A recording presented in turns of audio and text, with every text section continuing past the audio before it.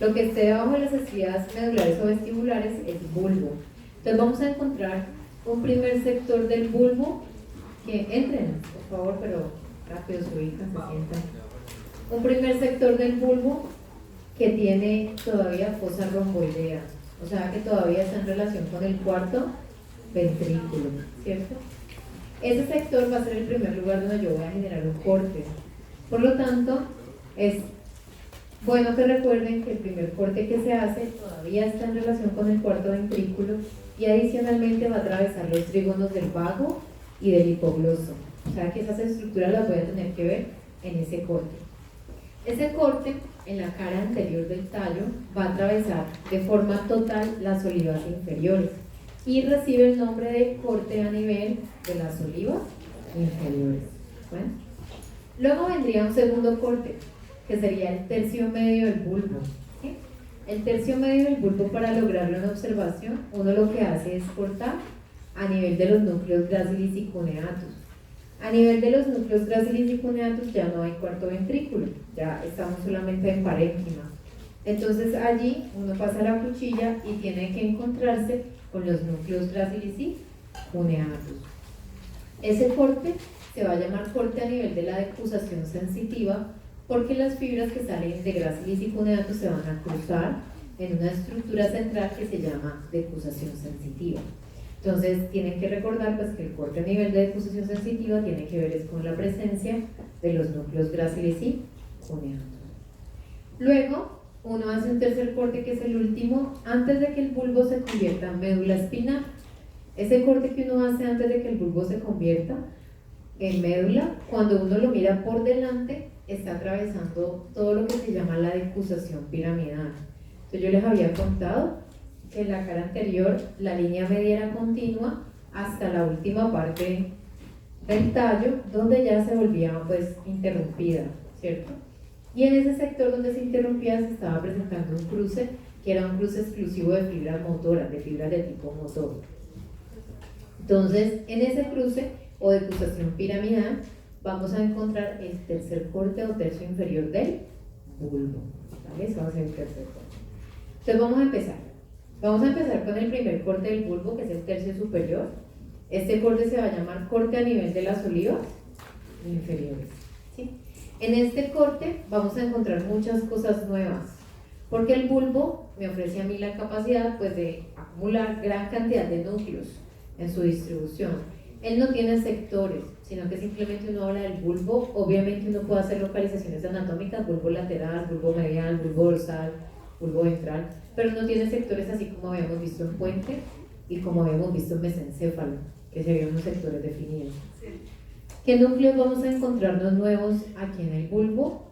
Vamos a encontrarnos las olivas inferiores, que son los núcleos por los cuales este corte adquiere su nombre, ¿sí? Vamos a encontrarnos el núcleo ambiguo, que va a ser un núcleo que va a atravesar todo el bulbo, es un núcleo motor voluntario. Vamos a encontrarnos los núcleos vestibulares. Ayer estuvimos discutiendo cómo estaban organizados los núcleos vestibulares, ¿recuerdan? Entonces yo les había dicho que a nivel de colículos faciales se veían el superior, el medial y el lateral. Y ya cuando pasamos al tercio superior del bulbo, acá los que se van a ver van a ser el medial, el lateral y el inferior, ¿sí? Entonces el superior no se va a ver en este corte. Vamos a tener los núcleos cocleares, que ya se habían comenzado a ver en el corte pasado, se siguen viendo en este corte, ¿sí? Los núcleos cocleares. Un núcleo nuevo que no habíamos visto hasta entonces se llama el núcleo del tracto solitario, que también va a atravesar todo el bulbo, ¿sí? Toda su extensión. Seguimos viendo el núcleo sensitivo del quinto, pero yo les había explicado que el núcleo sensitivo del quinto tiene 3 porciones, ¿se acuerdan? Una en mesencéfalo, una en puente y una en bulbo. La porción del bulbo del núcleo sensitivo del quinto se va a llamar núcleo espinal del quinto par, ¿vale? Entonces ese lo vamos a tener acá, núcleo espinal del quinto par. Luego viene el núcleo del hipogloso, que es el que forma el trígono del hipogloso. Recuerden que este corte, al ser el más alto y estar todavía en fosa romboidea, atraviesa el trígono del hipogloso. Entonces vamos a ver el núcleo del hipogloso. También atravesamos el trígono del vago en el corte que hicimos. Y el trígono del vago está formado por este núcleo que se llama el núcleo motor dorsal del vago, que es un núcleo autonómico. En este caso, como hace parte de los pares craneales, será de la división que del autónomo. ¿De cuál división del autónomo? Parasimpática. ¿Listo? Vamos a conocer aquí otros dos núcleos nuevos. Como ustedes pueden ver, en bulbo hay muchas estructuras nuevas. Estas estructuras se llaman núcleo salivatorio superior y lacrimal y núcleo salivatorio inferior. Ambos son núcleos también parasimpáticos, ¿vale? Son núcleos autonómicos parasimpáticos. El núcleo salivatorio superior y lacrimal lo van a asociar con el séptimo par, que es el nervio facial. Y el núcleo salivatorio inferior lo van a asociar con el noveno par, que es el nervio glosofaríngeo. Bueno, y por último, pues las estructuras que se ven en todos los cortes, que ya dijimos que van a estar representadas a todos los niveles, que son los núcleos del Raphe y la formación reticular. Esos dos. En cuanto a los fascículos, entonces están los fascículos que hemos visto hasta el momento. Entonces tenemos el espinotalámico anterior, el lateral, los dos lemniscos, los dos longitudinales, los dos del tectum, los dos tractos misceláneos, que son los tractos tegmentales, el rubro espinal, que tiene que descender hasta médula, el espinocerebeloso anterior, solamente, que ya lo habíamos discutido también en clase, el retículo espinal, que lo vimos ayer, ¿cierto? Saliendo de la formación reticular, el vestíbulo espinal, que también lo conocimos ayer, saliendo del núcleo vestibular lateral, y las pirámides. Las pirámides serían el fascículo nuevo. Entonces nosotros habíamos dicho que venían descendiendo por el tallo muchas fibras, bueno, también ascendían, pero digamos venían muchas fibras por el tallo. En el mesencéfalo habíamos hablado de los pedúnculos cerebrales, ¿se acuerdan? Y habíamos dicho que esos pedúnculos eran la continuación de la cápsula interna. Luego en el puente ayer estuvimos discutiendo en la región basilar la presencia de unas fibras que derivaban pues de esos pedúnculos que seguían bajando. Y dijimos aquí las fibras ya se segregan en corticonucleares, corticopónticas, las que terminan en el puente, y corticoespinales, las que van a seguir hacia abajo, ¿vale? Bueno, las fibras corticoespinales se van a separar del resto de fibras. Y cuando pasan al bulbo, se convierten en las pirámides, ¿vale? Entonces las fibras corticoespinales acá se separan y las pirámides tienen de forma exclusiva fibras corticoespinales de tipo motor que van a ir a actuar sobre las neuronas motoras inferiores, ¿vale? Entonces van a formar los llamados fascículos corticoespinales. Entonces ahí vamos a agregar las pirámides como un nuevo fascículo que no habíamos estudiado hasta el momento. Hagamos un repaso entonces de la localización anatómica de las estructuras. Acá estaría el cuarto ventrículo, porque yo todavía estoy en la fosa romboidea. Como yo estoy todavía en la fosa romboidea, acuérdense que yo atravieso los dos trígonos, el trígono del hipogloso y el trígono del vago. El trígono del hipogloso siempre es más medial y el trígono del vago siempre es más lateral. Entonces, este núcleo que ustedes ven aquí va a ser el núcleo del hipogloso, que forma el trígono del hipogloso, ¿vale? El núcleo del hipogloso es un típico núcleo motor voluntario. ¿Qué tipo de neuronas, según la morfología del soma, tiene un núcleo motor voluntario? Estrelladas. ¿Y qué neurotransmisor sintetiza? Acetilcolina. El hipogloso es un nervio que controla los músculos de la lengua. ¿Qué área cortical va a controlar este núcleo? El área 4, ¿cierto? Vamos a tener el área 4 ejerciendo un control sobre las neuronas de este núcleo hipogloso. Bueno, al lado está entonces el núcleo del vago. Aquí se ve. Este núcleo se va a llamar núcleo motor dorsal del vago, pues porque está en posición dorsal, pero también para diferenciarlo de otros núcleos del vago, ¿vale? Entonces este núcleo se llama núcleo motor dorsal del vago, forma el trígono del vago. ¿Qué tipo de núcleo es el núcleo motor dorsal del vago? Es un núcleo autonómico, el núcleo autonómico más importante del vago, ¿sí? También se conoce como núcleo motor involuntario, ¿sí? Un núcleo motor involuntario o autonómico. ¿A qué división va a pertenecer este núcleo? Al parasimpático, porque todos los pares craneales pertenecen al parasimpático, si tienen componente motor involuntario, es del parasimpático. Bueno, ese núcleo que ustedes ven allí tan pequeñito Es el núcleo más importante del vago porque ese núcleo va a controlar las vísceras de casi todo nuestro cuerpo hasta llegar a la flexura cólica izquierda, que es el lugar donde el colon se dobla, ¿vale? Entonces hasta llegar a esa flexura cólica, todas las vísceras que hay acá arriba, tórax, abdomen, las regula ese núcleo. Entonces ese núcleo es un núcleo bien importante a nivel autonómico, se llama el núcleo motor dorsal del vago. Bueno, el parasimpático yo les había comentado que produce también acetilcolina como neurotransmisor, ¿se acuerdan? Que se los he mencionado, es el neurotransmisor parasimpático. ¿Qué otra cosa vemos aquí? Aquí estamos observando los núcleos vestibulares, pero los núcleos vestibulares a este nivel pues van a observarse el núcleo vestibular medial, el núcleo vestibular lateral y el núcleo vestibular inferior. Esos van a ser los tres que se van a ver. Si repasamos los núcleos vestibulares, ¿quién me cuenta cuál es la principal fuente de aferencias a los núcleos vestibulares? El oído interno, la porción vestibular, ¿cierto? Y es a cuáles núcleos específicamente que llega esa información. Al superior, al medial y al lateral. Una vez esa información ha llegado a esos núcleos, que son los núcleos de entrada, ¿hacia dónde se envía esa información? Hacia el cerebelo. Y después de procesarse en cerebelo, ¿qué se hace con esa información? Vuelve a los núcleos vestibulares. ¿A cuál? Al lateral principalmente. ¿Y del lateral se origina quién? El fascículo. ¿Cómo se llama? No, porque estamos en los núcleos vestibulares, Laura. Fascículo vestíbulo espinal, ¿vale? Entonces el fascículo vestíbulo espinal, dijimos ayer, que es el fascículo a través del cual se va a ejecutar el equilibrio. ¿Para qué hicimos toda esta rutica? De venir desde el oído, entrar a los vestibulares, luego al cerebelo, luego otra vez a los vestibulares, para poder mantener el equilibrio corporal. Esa es la ruta para mantener el equilibrio corporal, ¿vale? Yo tengo que llegar a los músculos, porque finalmente son los músculos los que me van a permitir mantener el equilibrio.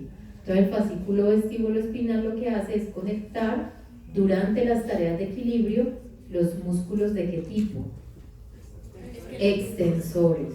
Porque los músculos extensores que me permiten vencer la gravedad, ¿cierto? Son los músculos antigravitatorios, ¿cierto? Entonces esos son los que me permiten mantener el equilibrio corporal. Bueno, esa es la ruta. Parece que ya algunas personas se la saben bien. Tengo otra pregunta. ¿Qué otra entrada importante reciben los núcleos vestibulares según lo que yo les mostré ayer en el dibujo? Ya hablamos de cerebelo. ¿Cómo? No, eso es el sistema auditivo. Ese es el sistema vestibular, ¿vale? ¿Qué otra cosa? ¿Cuál fascículo? El fascículo longitudinal medial. ¿Con quién relaciona el fascículo longitudinal medial a estos núcleos? Con los núcleos motores del tercero, el cuarto, el sexto. ¿Y con quién más? Sí, pero con el colículo superior. Nos estamos olvidando del colículo superior, que es el más importante y fue la primera estructura que vimos en relación con el fascículo longitudinal medial, ¿se acuerdan? Fue la primera estructura. Entonces, claro, los núcleos vestibulares también tienen que ver con la conjugación de la mirada. Recuerden que yo les dije que la conjugación de la mirada está en directa relación con el mantenimiento del equilibrio corporal, ¿vale? Y que si hay alteraciones de la conjugación de la mirada, puede haber alteraciones del equilibrio. O al contrario, si tengo alteraciones en los sistemas de equilibrio, ¿cuál puede ser un síntoma? Presencia de movimientos anormales en los ojos.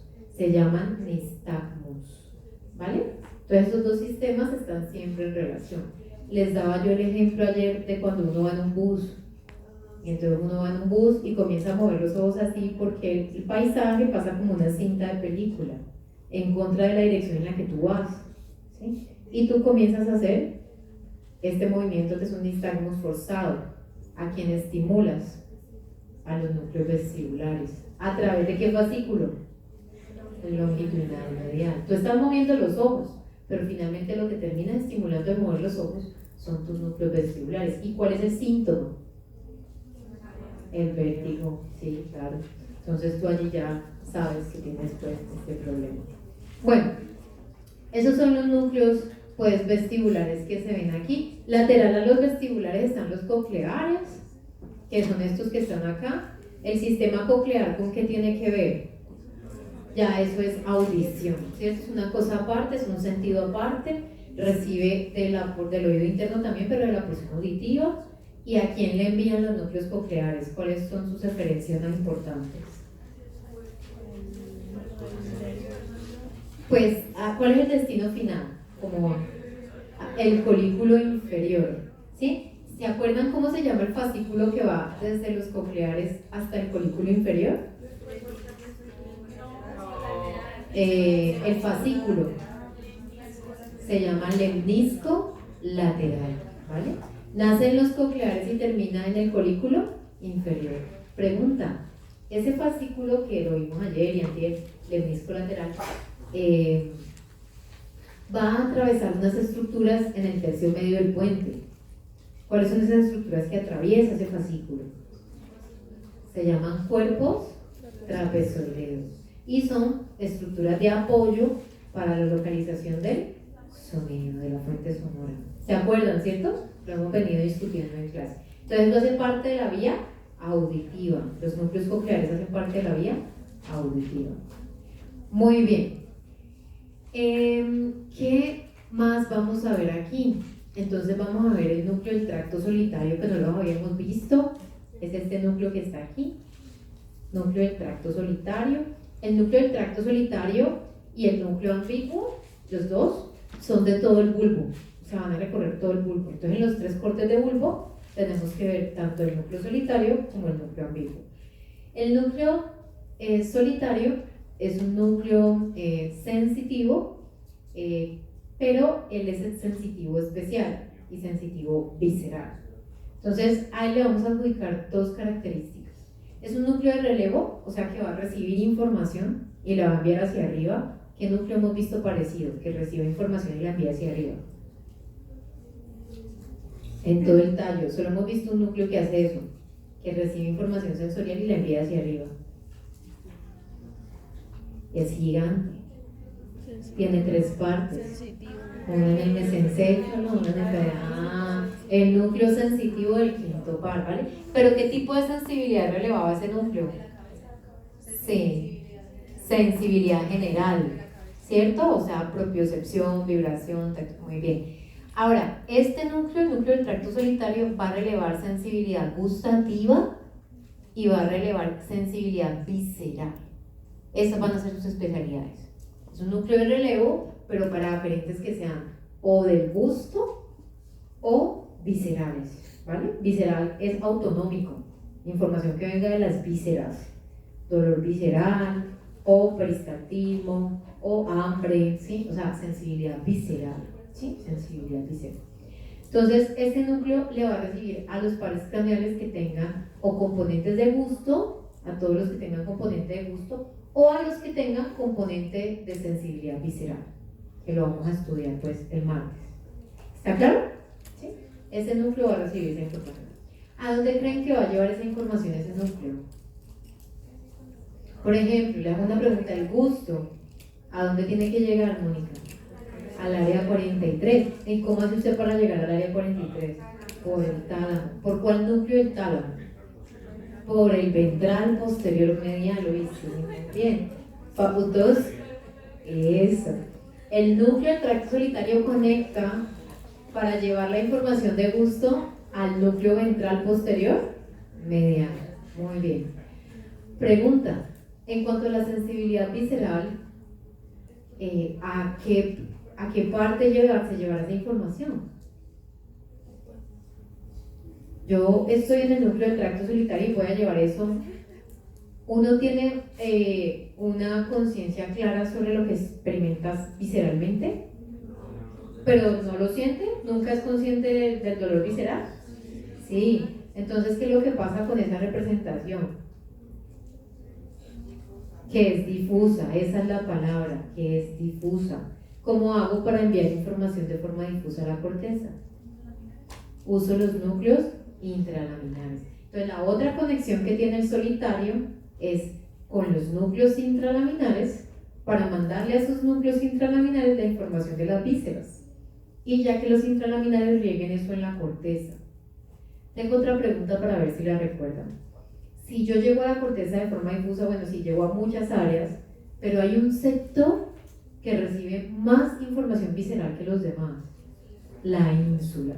La ínsula es el sector que recibe más información visceral que los demás. ¿Listo? Bueno, eso se llama el núcleo del tracto solitario.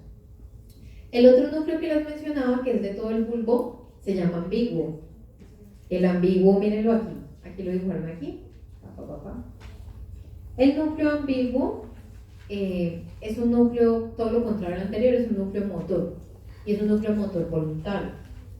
Hasta el momento, los núcleos motores voluntarios que hemos estudiado han sido todos como núcleo motor del tercero, núcleo motor del cuarto, núcleo motor del quinto, núcleo motor del sexto, núcleo motor del séptimo, ¿cierto? Bueno, el noveno, el décimo y el decimoprimero van a compartir el núcleo motor. Va a ser un solo núcleo. Y ese núcleo se llama núcleo ambiguo, ¿vale? Entonces esto es como en la reunión o el conjunto del núcleo motor del noveno más el núcleo motor del décimo más el núcleo motor del espinal o accesorio, ¿vale? Por eso le pusieron núcleo ambiguo. Y por eso recorre todo el tallo, porque en la porción superior está relacionado con el glosofaringeo, en la porción media con el vago y en la porción bajita con el espinal o accesorio, ¿vale? Es un núcleo motor voluntario. ¿Cómo van a ser sus neuronas morfológicamente? Estrelladas. ¿Y qué neurotransmisor va a producir? Acetilcolina. ¿Sí? Va a inervar todos los músculos que estén relacionados con fonación y deglución. ¿Sí? Exacto, laringe, faringe, tercio superior del esófago, todo lo que tenga que ver con deglución y fonación.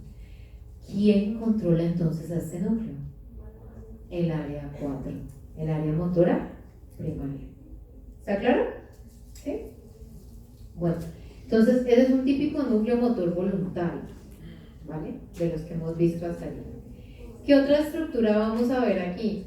Esta que está acá lateral, jóvenes, son los pedúnculos cerebelosos inferiores. Los pedúnculos cerebelosos inferiores van a conectar bulbo con cerebelo y van a tener una orientación bidireccional. O sea que yo puedo entrar información al cerebelo por ahí y también puedo sacar información del cerebelo hacia el tallo por ahí, ¿vale? Son los pedúnculos cerebelosos inferiores. Bueno, todo esto es formación reticular. Estas columnas las vamos a ir viendo cuando veamos formación reticular. Acá están los fascículos longitudinales, los que tienen que ver con los folículos. Vámonos, acá están los otros fascículos. Vámonos hacia adelante. Aquí están viendo una estructura que tiene una forma bastante irregular, ¿cierto? Y esa estructura se conoce como la oliva inferior. ¿Sí?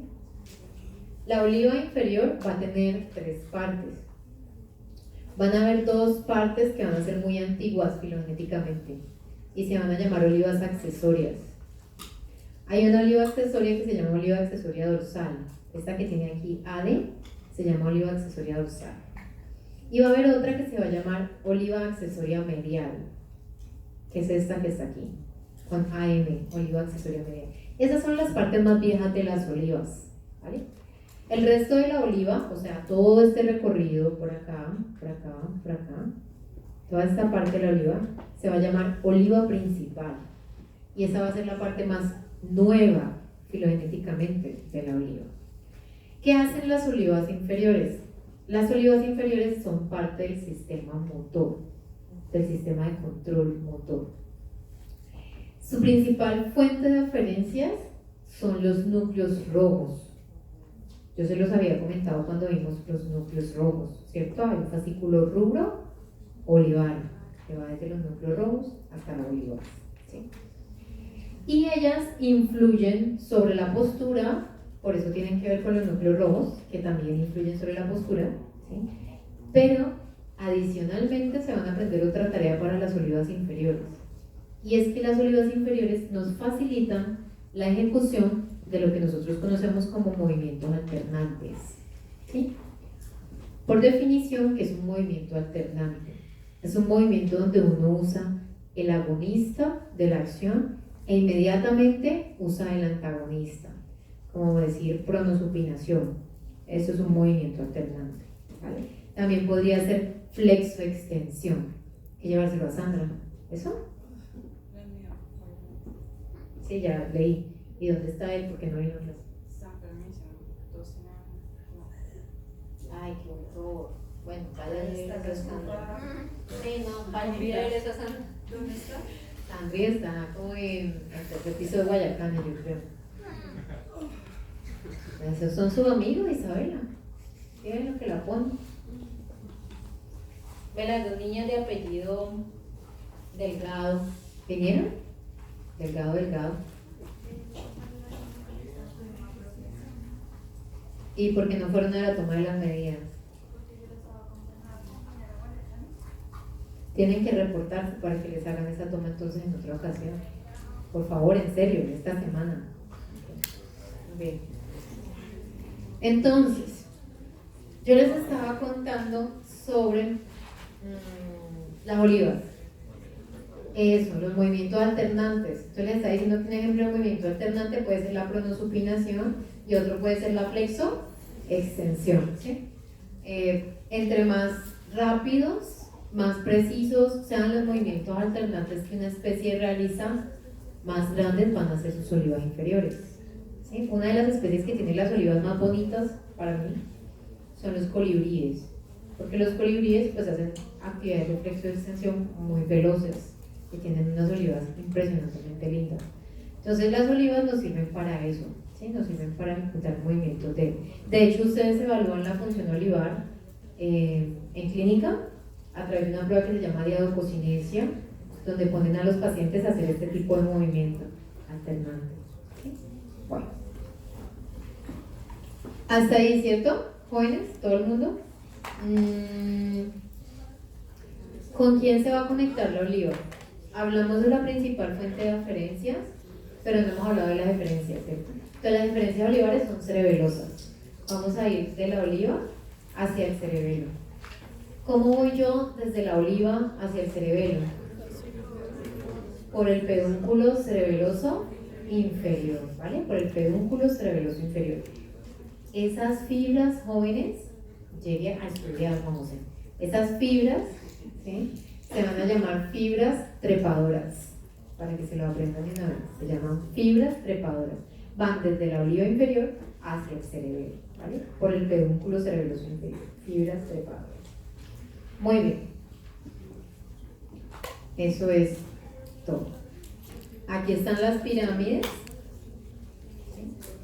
Aquí están las pirámides. Aquí está la línea media. Aquí estarían los núcleos del rafe y las columnas de la formación reticular. No me falta. Ya. Listo. Entonces vamos a ver en este sector, vamos a encontrar los núcleos que se van a llamar núcleos salivatorios, ¿sí? Los núcleos salivatorios son dos.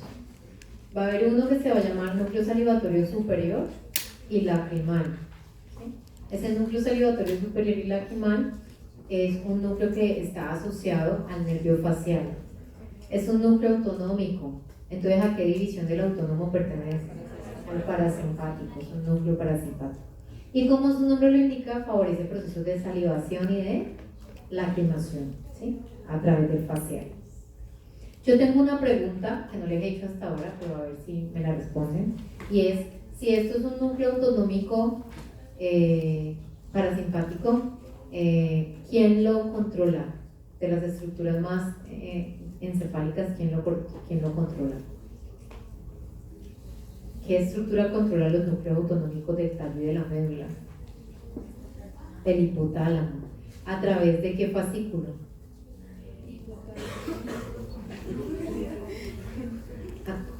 ¿Cómo? Longitudinal dorsal. El fascículo longitudinal dorsal. Entonces, todos los núcleos autonómicos, ¿se acuerdan que yo les enseñé eso? Que el fascículo va de los mamilares, va, y que coge todos los núcleos autonómicos que hay en tallo y médula y los conecta y los controla, ¿vale?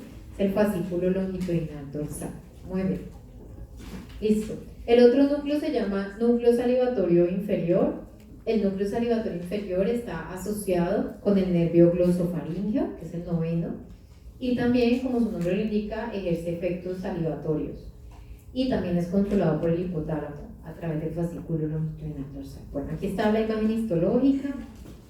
Lo que se ve pues es acá el cuarto ventrículo, aquí vendría el trígono del hipogloso, aquí vendría el trígono del vago, aquí vienen los pedúnculos cerebelosos inferiores, aquí vendría la formación reticular, aquí vendría el núcleo ambiguo, acá el núcleo del tracto solitario, ¿sí? Aquí viene la oliva inferior con sus porciones y aquí vienen las pirámides. Esta sería la fisura mediana anterior. Este surco se llama surco pre-olivar y este surco se llama surco post-olivar. ¿Listo? Muy bien. Y aquí pues las mismas imágenes. Aquí está el núcleo del hipogloso, el núcleo del vago. El hipogloso pues va a salir por el surco pre-olivar y el vago por el surco post-olivar. Básicamente. Las olivas, las pirámides, bla bla bla. Bueno. ¿Listo? Todo esto ya lo vimos. Bueno, entonces hay algo que no hemos mencionado y es el núcleo espinal del quinto. ¿Se acuerdan que habíamos visto pues que el núcleo sensitivo del quinto tenía una porción en mesencéfalo, una en puente y una en bulbo? La del bulbo se llama núcleo espinal, ¿sí? Y yo les había dicho que cada porción tenía una modalidad sensorial que estaba asociada con esa porción. Entonces, en el caso del núcleo espinal, la modalidad es dolor y temperatura. Entonces, todo el dolor y la temperatura de la cabeza se llevan o se relevan en el núcleo espinal del quinto par, para que el núcleo espinal ya a través de los fascículos trigeminotalámicos pues suba esa información hasta el tálamo, ¿vale? Entonces esa va a ser la modalidad. Entonces, en resumen, con este núcleo del quinto, el núcleo sensitivo del quinto, la porción mesencefálica que recogía propiocepción, la porción principal, tacto simple y tacto discriminativo, y la porción espinal, dolor y temperatura. Entonces es como la división que tiene ese núcleo, y aquí vamos a ver pues la porción espinal.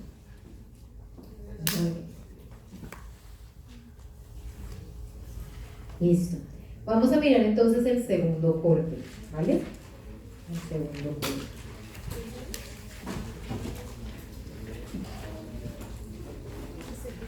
Entonces, el segundo corte del bulbo se va a llamar corte a nivel de la decusación sensitiva, ¿sí? Corte a nivel de la decusación sensitiva. En este corte vamos a encontrar algunas cosas nuevas, ¿sí? ¿Qué cosas nuevas vamos a encontrar?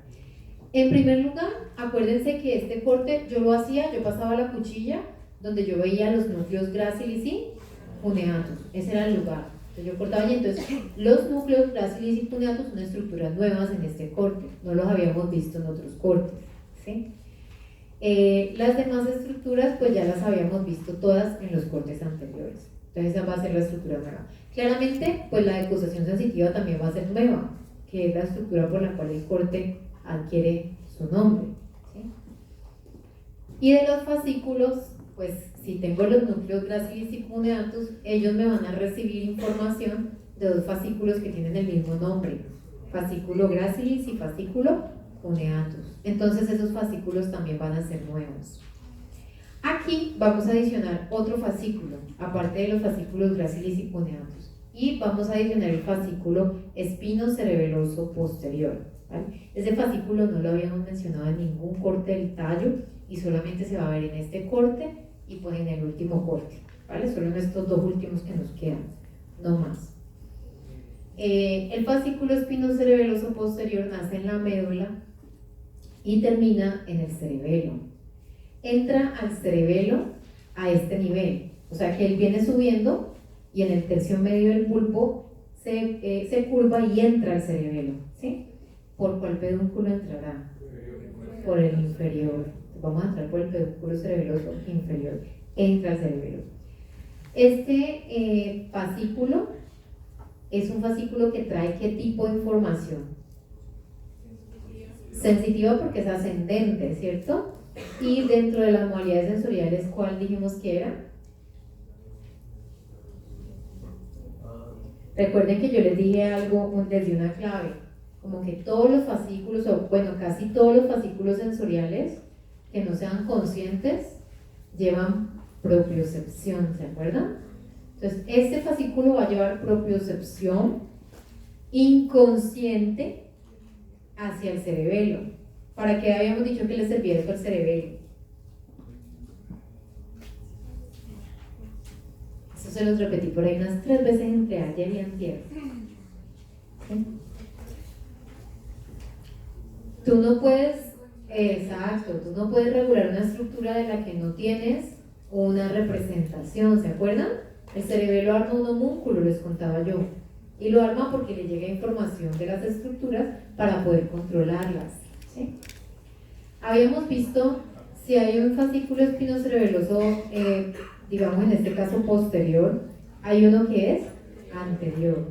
Este fascículo espinocerebeloso anterior, que ese sí lo vimos ayer, antier, que llevaba información de miembros superiores o de miembros inferiores. De miembros inferiores. Entonces el espinocerebeloso posterior, ¿de qué va a llevar información? De miembros superiores, ¿vale? Entonces este va a ser complementario al fascículo espinocerebeloso anterior, llevando propiocepción inconsciente de miembros superiores, ¿vale? Estás durmiendo, ¿no? Cómprate un café, no te duermas, cualquier cosa menos dormirse en clase. Y tienen que tratar de conectarse bien con la clase, chicos.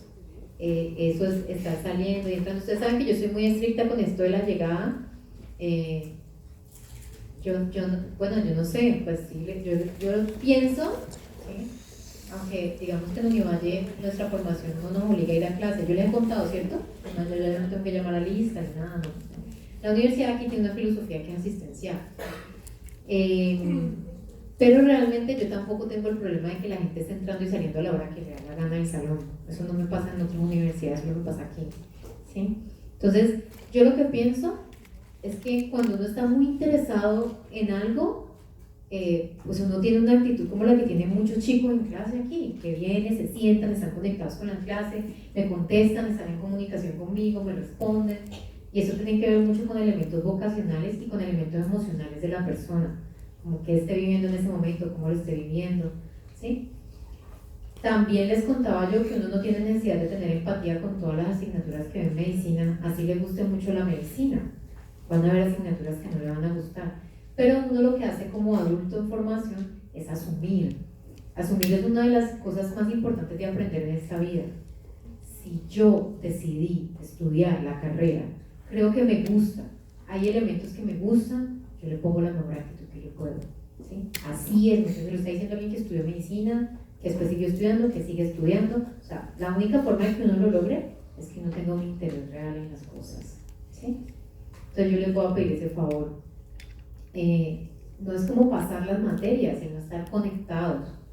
Hay realidades que de pronto ustedes no han vivido, ¿sí? Yo me formé en una universidad pública donde para entrar teníamos que tener los mejores IFES del país, ¿sí? Y era muy duro porque venía además de un colegio público, ¿sí? Entonces lograr entrar dentro de esa gente que era seleccionada, no había muchas más escuelas de medicina, digamos que las otras alternativas no eran buenas, entonces digamos que la opción era o entrar, ¿sí? Entonces cuando uno lo lograba, la actitud de mis compañeros y compañeras, que éramos 100, ¿sí? Era una actitud enferma con las clases. O sea, yo recuerdo eso con una alegría, porque todos entrábamos a clase y era como, o sea, a romperla. O sea, uno entraba a clase y era... Y el día que uno no se sentía bien, ¿saben qué hacía uno? Pues porque la universidad lo dejaba, pues no entraba, ¿sí? Pero uno no entraba a clase así como que, ay, sí, no. Si yo llegara a entrenar, a veces llegaba a entrenar, a veces no me alcanzaba a bañar después de entrenar, y llegaba a clase y me hacían por allá atrás y yo era ahí con la emoción preguntando. Muchachos, la educación se disfruta. ¿Ustedes saben qué porcentaje de personas en el mundo tiene acceso a educación superior? Ustedes son personas privilegiadas, ustedes no son personas típicas, son personas privilegiadas. Es un porcentaje como del 2% de la población mundial. La realidad de la gente usualmente no es venir a estudiar. La realidad de la gente es salir a buscar cómo sobrevivir. ¿Sí? Entonces ustedes a veces me salen con unos problemas, el profe, no vine a la revisión porque es que no me sentía bien. Y yo comienzo, Dios mío, yo llego a clase Univalle y me llaman, profe, se te desmayó una niña en el salón tal porque no ha desayunado. Y yo digo, ¿de verdad? ¿Estos son los problemas, las diferencias que yo tengo que enfrentar en estos lugares? No hay razón de ser, no hay justificación. ¿Sí? Entonces yo les pido el favor de que se tomen esto en serio, ¿sí? Con ganas, con emoción, que disfruten el privilegio que tienen, ¿sí? Es chévere tenerlo, no está mal, pero gócensela, métanle la ficha, ya, así no les guste, vénganse aquí con la actitud de voy a hacerlo, voy a estudiar, ¿sí? Están en un lugar donde tienen unos profes maravillosos, ¿sí? Entonces, por favor, aprovechen eso, de verdad, muchachos. Esto es conocimiento que, pues yo no sé si es que yo soy una enferma por el estudio, puede ser, pero a mí me emociona decir, uy, tengo clase de tallo, yo me emociono. Yo digo, uy, chimba, voy a ir a clase, ya, vamos a aprender de esto que es tan chévere. Es muy chévere, ¿sí? Entonces, así es que los quiero ver yo a ustedes. De pronto esta no sea su materia, con la que tengan el feeling, ¿sí? Pero pues, una actitud de más, pues no está de más, ¿sí? Y ya encontrarán alguna materia que ustedes digan, ay, qué chimba, tengo clase de tal cosa, no voy para la clase ya, ¿sí? Pero entonces traten, ¿sí? Por favor, métanle, porque es que hay unos que están súper conectados, yo lo noto, hay unos que están reconectados, y entonces por allí están los otros hablando de otra cosa, salen y entran, entonces yo soy como que, ¿por qué tanto contraste? Sí. Bueno, entonces se están levantando un sábado a estudiar. Ustedes no saben el privilegio que es levantarse un sábado a estudiar y no a tener que ir a buscar cómo ganarse la vida. Se están levantando a estudiar, a venir a la universidad a socializar, a aprender. Privilegio. Bueno, entonces vamos a cambiar esta actitud. Y me excusan por favor los que están súper conectados, que siempre se tienen que ganar la gallina por los demás, pero no importa. Bueno, entonces seguimos. ¿Por dónde iba? Vamos a empezar este corte, ¿cierto? Bueno, entonces vamos a empezar este corte, se llama nivel de acusación sensitiva. Bueno, gracias. Cosas nuevas, gracilisi, uneatus, fascículo gracilisi, uneatus y espinocerebeloso posterior. Entonces vamos a mirarlo. Entonces miren acá atrás lo que va pasando. Va pasando que yo ya salí del cuarto ventrículo, porque esto era a nivel de gracilisi, uneatus. Entonces como yo ya salí del cuarto ventrículo, aquí se me está formando un agujero que va a quedar en el centro de la médula y se llama agujero ependimario. Entonces aquí ya estoy viendo el agujero ependimario. Al lado y lado de la línea media voy a tener el núcleo gracilis y el núcleo cuneatus. Y miren que bordeando los núcleos están los fascículos, fascículo gracilis y fascículo cuneatus. ¿Listo? Fascículo gracilis y fascículo cuneatus. Muy bien. Esto que están viendo aquí es mi letra. Este era mi libro de pregrado. No, pero pues ya tengo uno nuevo. Entonces el núcleo gracilis y el núcleo cuneatus. Fascículo gracilis, fascículo cuneatus. Gracilis es el núcleo más pequeño. El fascículo gracilis también es más delgado. Gracilis significa delgado.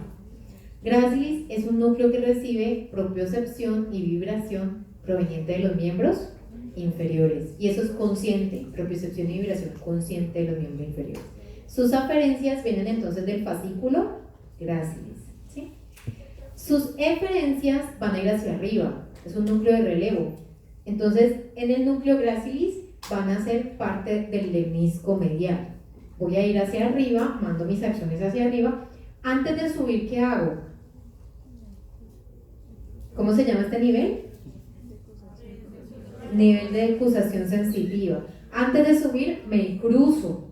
¿En dónde? En la decusación sensitiva. Motivo por el cual pues, la propiocepción y la vibración del lado derecho del cuerpo lo percibe el hemisferio izquierdo, el área trigeminal de este lado y viceversa.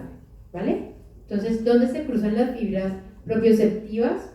En la decusación sensitiva, que son estas fibras aquí que se ven como fibras arcuadas. Decusación sensitiva, ¿vale? Fibras arcuadas. Ese es el núcleo gracilis. El núcleo cuneatus, como ustedes pueden ver, es más grande.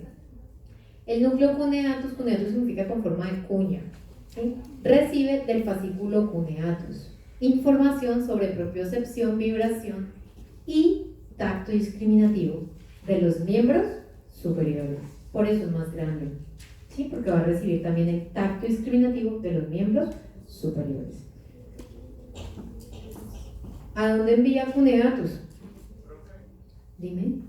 ¿Cuál es la funcionalidad biológica de que haya una decusación? No, eso yo no lo sé. Mira que las teorías, porque no es el único lugar donde hay cruces, tú sabes que hay muchos cruces, parece que tienen que ver con la capacidad del manejo de la línea media, con que haya una capacidad de converger en muchas tareas, como lo que pasa con la visión. Entonces como que uno forma una visión binocular y mezcla los campos visuales en un punto para tener una sola así. Eso el humano tiende a hacer tareas de línea media, como hacer todo juntando las manos en el centro, ¿sí? Las tareas las tiende a hacer en línea media. Entonces parece que los cruces facilitan la ejecución de tareas de línea media. Eso es bien importante. Bueno, gracilis y cuneatus. Cuneatus y gracilis entonces van a dar origen a qué fascículo. Lemnisco medial. ¿Y ese lemnisco dónde terminará? ¿En el tálamo? ¿En qué núcleo? Ventral posterior, pero ¿qué división? Lateral, porque esto es del cuerpo. Ventral posterior lateral. ¿Y a qué área paso luego? Al área 312, que es el área sensitiva primaria. Al área 312. Muy bien. Bueno, estos gracilis y cuneatus y la decusación sensitiva. ¿Qué otra estructura habíamos dicho que era nueva aquí? El espinocerebeloso posterior que se ve aquí, fascículo espinocerebeloso posterior, que va a llevar información de propiocepción inconsciente de miembros superiores. Acá adelante de las pirámides se ven unos poquitos núcleos que son la continuación en el bulbo de los núcleos propios del puente. Entonces en algunos cortes de bulbo ustedes van a ver en los libros que dice así, dice núcleo arcuado. Ese núcleo realmente no es un núcleo aparte, le han puesto así por la forma, porque es como es arcuado. Entonces esos núcleos realmente son la continuación de los núcleos propios del puente en el bulbo, o sea que van a mandar fibras ponto cerebelosas, ¿cierto? Fibras ponto cerebelosas. Bueno, muy bien. Aquí está la histología. Miren qué lindo. Este es el núcleo gracilis con el fascículo gracilis. Este es el núcleo cuneatus con el fascículo cuneatus. Aquí se ve la porción inicial del agujero ependimario. Acá tenemos el núcleo ambiguo que ya habíamos visto. El núcleo del tracto solitario en este sector. Núcleo del tracto solitario. Aquí estarían los núcleos del rapé. Aquí viene la decusación sensitiva. Ella viene de atrás, se ven un poco las fibras arcuadas y aquí se hace la decusación sensitiva. Estos son las pirámides. Aquí está la fisura mediana anterior, el surco preolivar, Aquí se ve un poquitico de la oliva inferior, un poquito, no mucho, ¿vale? Y esas son las estructuras que se ven en este corte. Aquí está igual. Las fibras arcuadas, ¿cierto? Los núcleos gracilis y cuneatus. Bueno, vamos a ver el último corte. El último corte del tallo se llama corte a nivel de la decusación piramidal, ¿vale? Va a ser el corte antes de que pasemos al foramen magno, ahí cuando ya el bulbo se va a convertir en médula espinal, en ese sector. Entonces uno corta atravesando la decusación piramidal que se ve por la interrupción de la fisura mediana anterior. Como ella se comienza a interrumpir, uno sabe que allí es la decusación y ahí corta, ¿sí? ¿Qué cosas encontramos nuevas en este corte?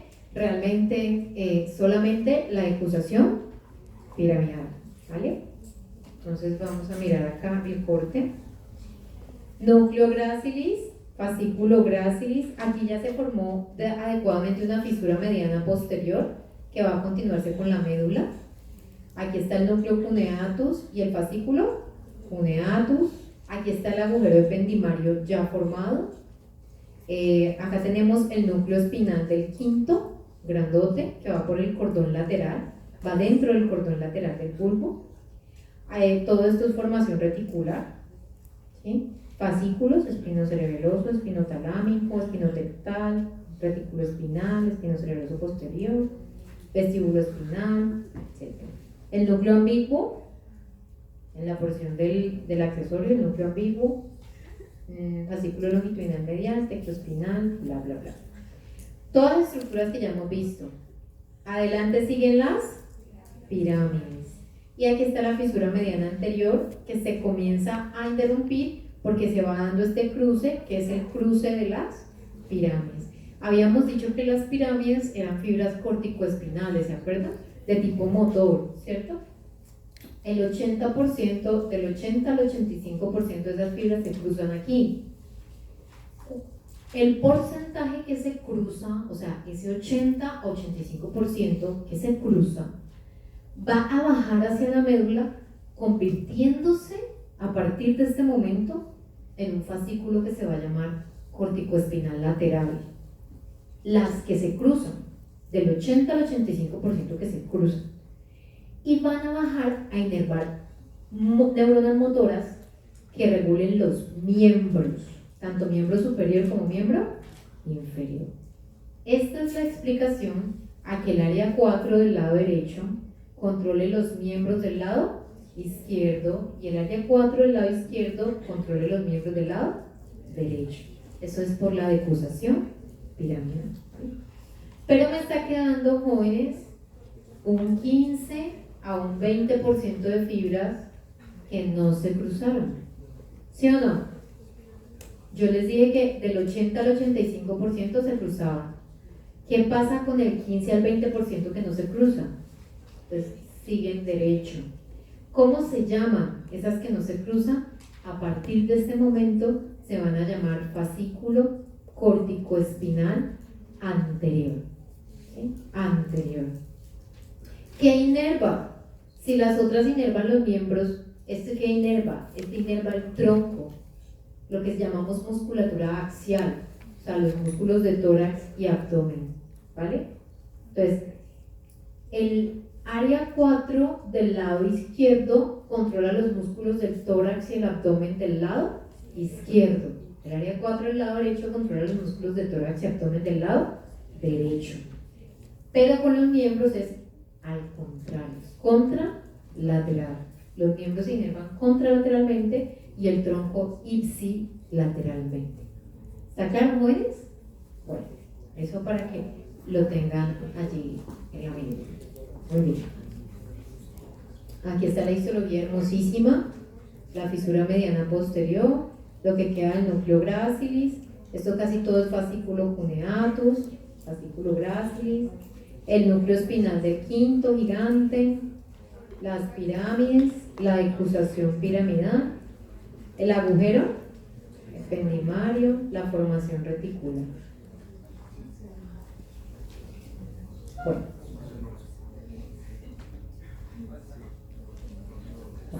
Entonces vamos a estudiar la formación reticular. ¿Va a tomar un café?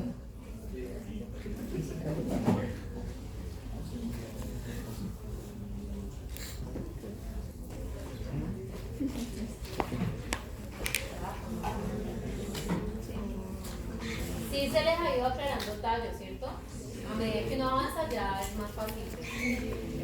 No, ya se va haciendo todo más sencillo, pero más largo. Es el primer día que es el pan, ya los otros días no da tanto pan.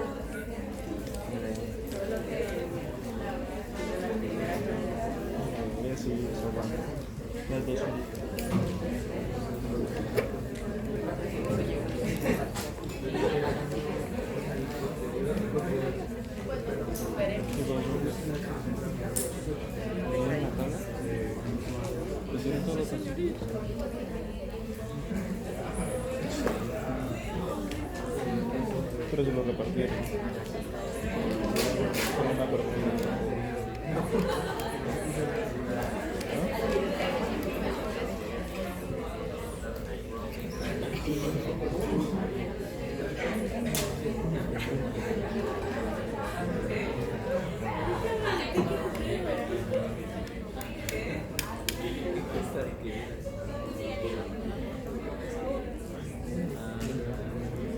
¿Dormiste? Bueno, muchachos, entonces, la formación reticular es una estructura del tallo cerebral que atraviesa todo el tallo.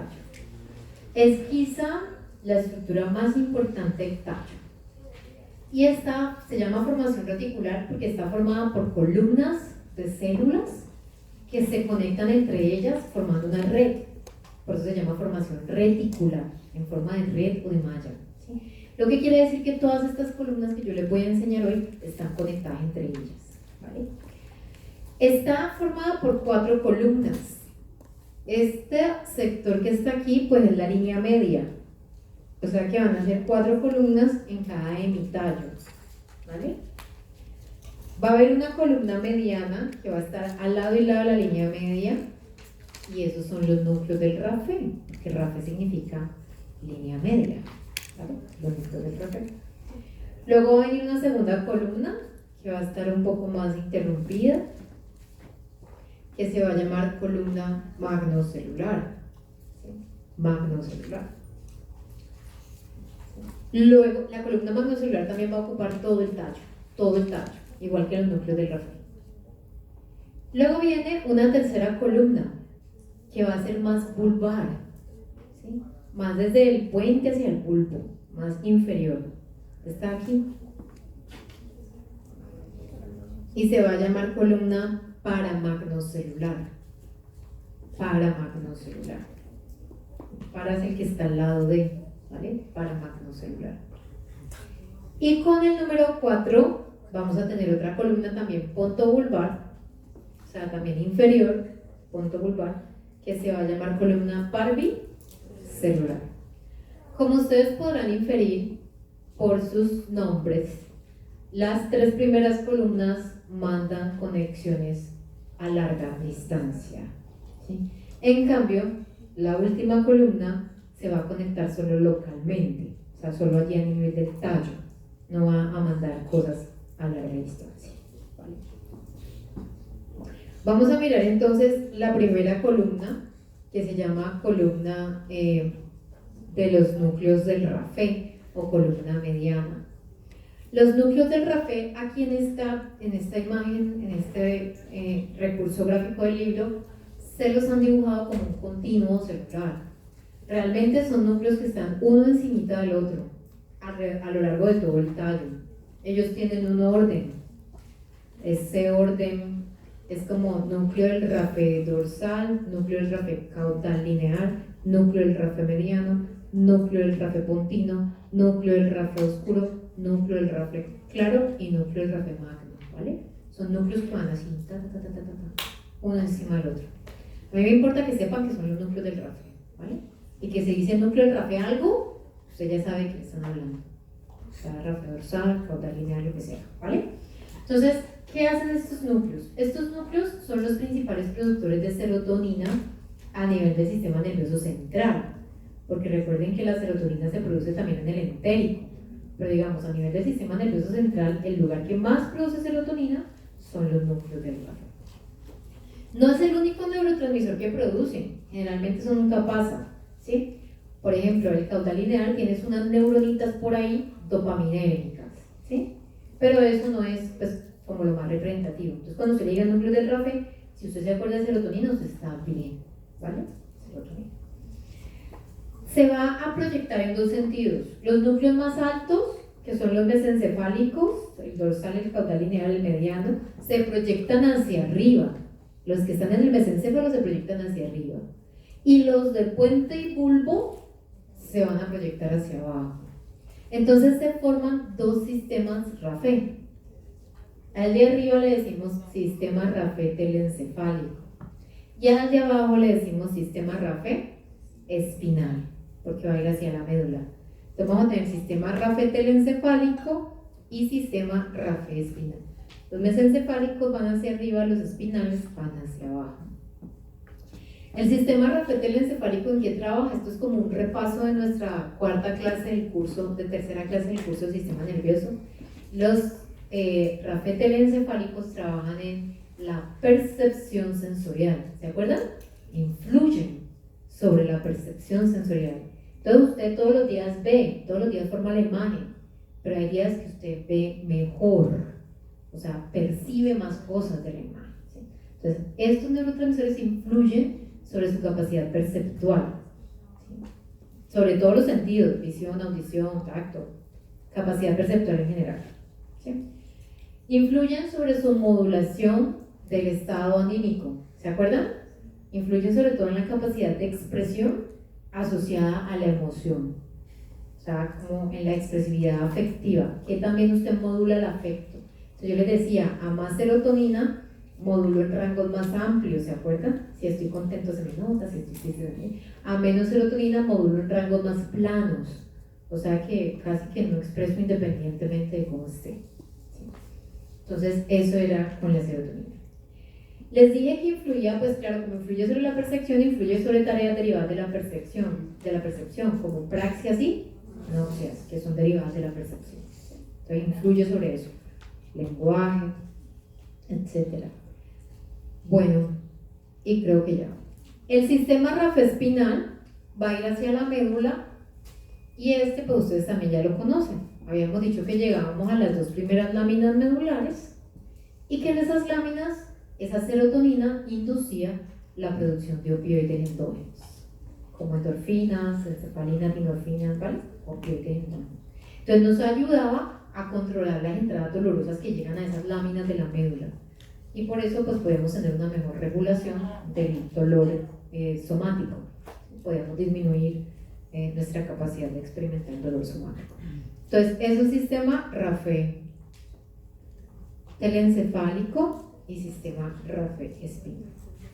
Bueno, ahora viene una segunda columna. La segunda columna se va a llamar columna magnocelular, ¿sí? Esa columna magnocelular recibe su nombre pues porque tiene células que se van a proyectar a distancia. Si ustedes observan, la columna magnocelular ocupa todo el tallo, pero ustedes ven que en el mesencéfalo hay un núcleo que tiene la letra A. En el puente hay dos núcleos, uno tiene la letra B y otro tiene la letra C. Y en el bulbo hay un núcleo que tiene la letra D. Entonces, el grupo celular que está en el mesencéfalo se conoce como complejo magnocelular del mesencéfalo, ¿vale? Complejo magnocelular del mesencéfalo. Los núcleos que tienen las letras B y C se conocen como núcleo pontino oral y núcleo pontino caudal. Oral porque está más arriba, ¿vale? Núcleo pontino oral y núcleo pontino caudal. Y el núcleo que tiene la letra D se conoce como complejo magnocelular del bulbo, ¿vale? Complejo magnocelular del bulbo. Más o menos, jóvenes, más o menos de la mitad hacia arriba, esta diapositiva me la hicieron mis monitores, están chéveres, ¿cierto? Sí. De la mitad hacia arriba vamos a tener una proyección ascendente, ¿sí? Y más o menos desde la mitad hacia abajo vamos a tener una proyección descendente, algo parecido a lo que vimos con los núcleos de RAFE. Hay proyecciones tanto para arriba como para abajo. La parte que se proyecta hacia arriba se llama el sistema activador reticular ascendente. Se resume como SARA, son las siglas, sistema activador reticular ascendente. El sistema activador reticular ascendente utiliza diferentes tipos de neurotransmisores. Pueden tener neuronas glutamatérgicas, también neuronas que producen dopa o neuronas que producen serotonina, o sea que es muy variada la producción de neurotransmisores en ese sistema. Ellos van a enviar esa información para activar la corteza y generar el estado basal de conciencia. Actualmente, chicos, hay gente que incluye dentro del sistema activador reticular ascendente una estructura del puente que produce noradrenalina. ¿Cómo se llama? El locus ceruleus. Hay gente que dice que el locus hace parte del SARA, ¿vale? Porque el locus trabaja también en alertamiento y atención. Entonces los meten dentro del mismo paquete, ¿vale? Entonces sería la porción magnocelular ascendente, el SARA, formado por estas estructuras de la columna magnocelular más el locus, ¿sí? La parte de arriba de la columna debe activarse al mismo tiempo que se activa la parte de abajo de la columna. ¿Qué hace la parte de abajo de la columna? La parte de abajo de la columna da origen al fascículo que yo les había comentado en clase, que se llama retículo espinal. Este fascículo retículo espinal nace en estas porciones inferiores o descendentes de la columna magnocelular y va a ejercer influencia sobre neuronas motoras que controlan el tono muscular, sobre todo los músculos extensores. Yo les había comentado a ustedes cuando me preguntaron que el tono es el grado de contracción basal que tiene un músculo cuando usted no lo está usando, ¿cierto? Si usted está despierto, mientras usted esté despierto, así usted no está usando un músculo, él tiene un grado de contracción mínimo, su músculo no está flácido, ¿sí? Aunque no lo esté usando. Y ese grado de contracción basal se llama tono muscular. Entonces, el fascículo retículo espinal influye sobre el tono muscular, principalmente de los músculos que son músculos extensores, ¿vale? Va a ser bien importante eso. Este conjunto de actividades entre conciencia y tono es bien importante, porque usted solamente gana tono a medida que gana conciencia. Y si usted comienza a perder conciencia, usted tiene que comenzar a perder ¿qué? Tono. Y en las etapas más profundas del sueño, usted debe estar atónico, o sea, no tener nada de tono, ¿sí? Para poder pasar por esas etapas. ¿Está claro? Entonces se pone flácido. Ya cuando está bien profundo, usted se pone flácido, ¿sí? Existe algo que se llaman parasomnias, que son patologías asociadas al sueño. Algunas de esas parasomnias están relacionadas con disfunciones de la columna magnocelular. ¿Qué sucede si yo tengo el SARA activo, pero no se activa el fascículo retículo espinal? Entonces, SARA activo, ¿qué significa? Conciencia. Si digamos, estoy saliendo del sueño, se me activa el SARA, ¿qué pasa? Me despierto, ¿cierto? Pero ¿qué pasa si no se activa el fascículo retículo espinal? No me puedo mover, no hay tono. Entonces, a eso se le llama parálisis del sueño, ¿sí? Es una parasomnia que se produce por disfunción de la columna magnocelular. ¿Qué pasa en el caso contrario? Si yo tengo una hiperactividad del fascículo retículo espinal, entonces gano tono. Pero ¿qué pasa si el SARA no está activo? No gano conciencia. Entonces, ¿con qué parasomnia con el sonambulismo, ¿vale? Todos los sonambulismos, así sea el fonológico o el deambulante, todos los sonambulismos, hay uno que es de comer, hay gente que se va a comer a la nevera, ¿sí? Entonces, esos sonambulismos son por disfunción de la columna magnocelular, pero aquí la disfunción es al revés. Yo no gano conciencia, pero sí gano tono muscular, ¿vale? Ahora, ¿qué pasa a veces cuando yo me estoy quedando dormido y quiero hacer un paso de una fase superficial del sueño a una fase profunda? Yo tengo que perder el tono súbitamente. Al mismo momento que yo pierdo el tono, resulta que esta columna, muchachos, está en conexión con la columna que le sigue, que se llama paramagnocelular. Y esa columna que le sigue, ahorita les voy a enseñar, que controla todas las vísceras. Entonces, cuando yo estoy pasando fases profundas, yo tengo que disminuir mi frecuencia cardíaca, mi frecuencia ventilatoria, mi presión arterial, ¿cierto? En ese sentido, ellas se tienen que poner de acuerdo, las columnas, para ir cambiando las tareas. Cuando una persona está quedándose dormida y baja sus funciones y de pronto las baja mucho, ¿sí? La columna magnocelular responde ante la hipoactividad de la otra, responde con un aumento del tono y del estado de conciencia súbito. O sea que usted se está quedando dormido, todo va bien, pero de pronto está teniendo muy bajita la presión, qué sé yo, sí, se va a morir mientras duerme. Entonces, claro, ella sola se regula, te saca de eso. ¿Cómo te saca? Aumentando súbitamente el tono. Eso se llama una mioclonía funcional. Es la típica, me estoy quedando dormida y siento que me caí y me levanto. Te está rescatando tu formación reticular para que no te mueras dormido. Déjenme escuchar, ¿cómo?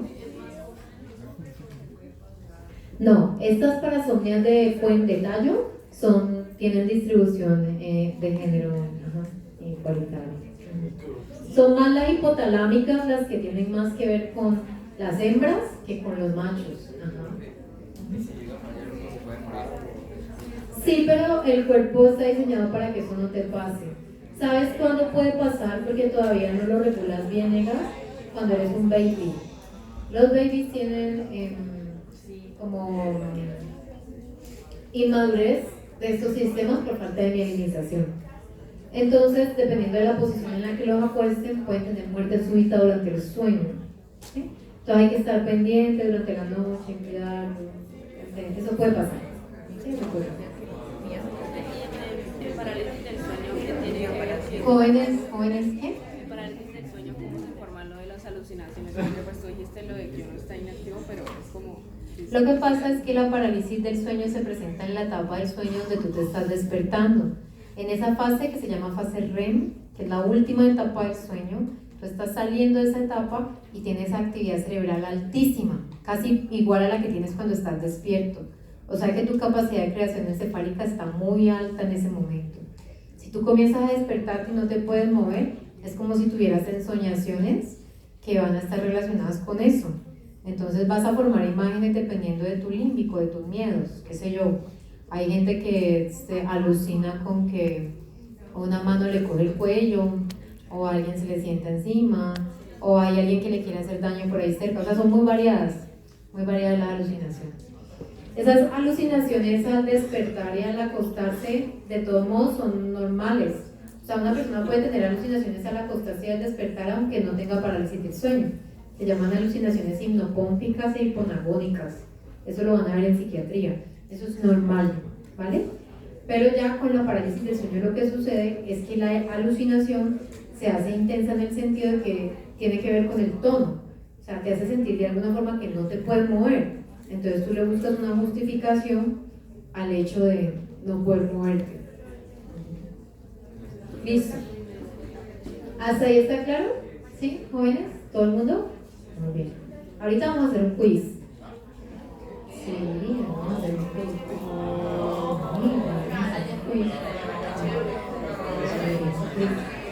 Interesante. Muy bien. La función ascendente y la descendente del magnocelular de su parte, o sea... Es que como están cruzadas las fibras, Alejandro, por eso yo les digo más o menos de la mitad hacia arriba y de la mitad hacia abajo, pero realmente, por ejemplo, pontino oral y pontino caudal mandan tanto hacia arriba como hacia abajo. Esas fibras están cruzadas, entonces ahí ya es bien difícil hacer la diferenciación. Bueno, entonces vamos a seguir con la tercera columna. La tercera columna habíamos dicho que es una columna paramagnocelular y que es una columna más pontobulbar, más inferior, ¿sí? Miren que esa columna comienza pues mucho más abajo. Esa tercera columna también tiene proyecciones tanto para arriba como para abajo, porque sigue siendo magnocelular, se llama paramagnocelular. Se conoce como el centro de control cardiorrespiratorio. Cuando ustedes les hablan en clínica del centro de control cardiorrespiratorio, están hablando de la columna paramagnocelular de la formación reticular, ¿sí? ¿Qué es lo que hace esta columna? Esta columna influye sobre las actividades basales de todas las vísceras, no solamente cardiorrespiratorias, realmente es para todas las vísceras. O sea, también influye sobre lo gastrointestinal, sobre lo urinario, sobre todo. sino que se conoce clásicamente como el centro de control cardiorrespiratorio, pues porque cuando se lesiona, su lesión induce pues paro cardiorrespiratorio. Entonces es una estructura vital. Entonces cuando pues, es bastante conocida en clínica por eso, porque cuando las personas tienen lesiones en bulbo, pueden presentar ante la lesión en bulbo una detención súbita de las funciones autonómicas, ¿sí? También puede pasar de forma transitoria, como cuando uno le hace un gancho inferior, ¿sí? Un gancho inferior, ¿sí? ¿Sí? Entonces la gente puede sufrir un knockout por eso, ¿vale? Entonces, por el golpe súbito en el bulbo. Sin embargo, pues eso suele ser transitorio. Yo tengo una pérdida de función y luego me recupero, porque la formación reticular reacciona. Recuerden que ella siempre que pueda los va a rescatar. Si usted tiene una actividad parasimpática muy aumentada y se va a desmayar, después lo levanta a usted el simpático, activado ¿por quién? Por la formación reticular, ¿vale? O sea, usted siempre trata de compensar su déficit, así es como sale de un desmayo, ¿sí? Usted trata de recuperarse. Entonces, bueno, digamos que esa situación pues es una situación un poco más transitoria, pero también pueden haber lesiones graves en el tallo que puedan inducir muerte cerebral por alteraciones del centro de control cardiorrespiratorio. Hay dos cosas que se pueden presentar en clínica, jóvenes. Si la lesión es en tallo pero es más alta, yo puedo tener lesión del SARA, y al tener lesión del SARA yo tengo un estado comatoso, pero mi paciente puede seguir controlando sus vísceras. Entonces yo tengo el paciente ventilando, con buena presión arterial, pero está inconsciente, ¿vale? Y el otro daño que puede ser pues muy grave en el tallo es ya el daño de la columna paramagnocelular, que ahí ya no hay nada que hacer porque eso ya es disfunción autonómica, ¿vale? Entonces el paciente pues ya no va a tener control vegetativo. Esa es la otra característica. Bueno, hasta aquí la columna paramagnocelular. Bueno, la última columna es también pontobulbar. Esta columna se llama columna parvicelular. Las células se proyectan solamente de forma local, ahí en el tallo con las otras columnas y con los núcleos motores voluntarios de los pares craneales que tienen que ver con los procesos de masticación, fonación y deglución.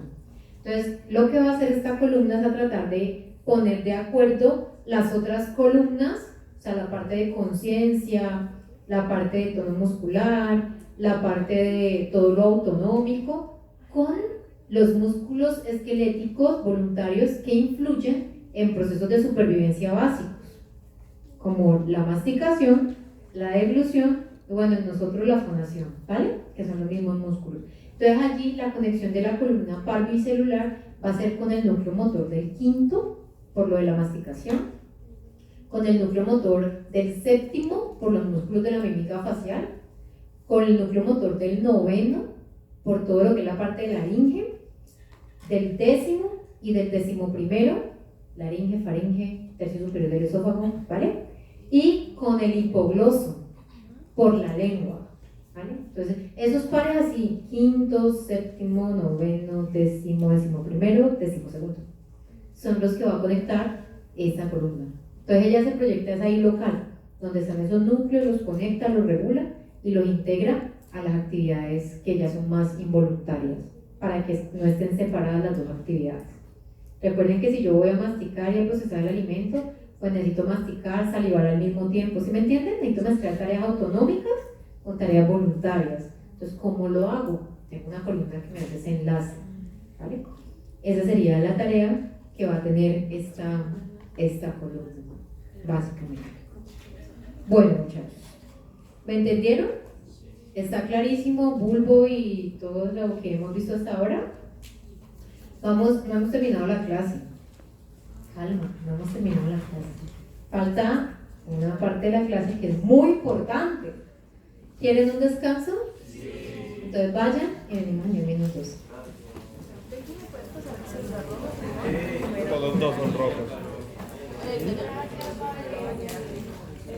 Ven, ya se